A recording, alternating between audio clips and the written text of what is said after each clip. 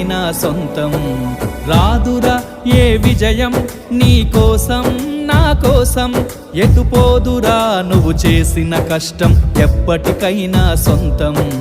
కాలంతో పయనించేవాడికి కానిది ఏముంది, సాధనతోనే సాధ్యమవ్వునని సదాశయంతో సాగర ముందుకు. రాదురా ఏ విజయం నీ కోసం నా కోసం, ఎటుపోదురా నువ్వు చేసిన కష్టం ఎప్పటికైనా సొంతం.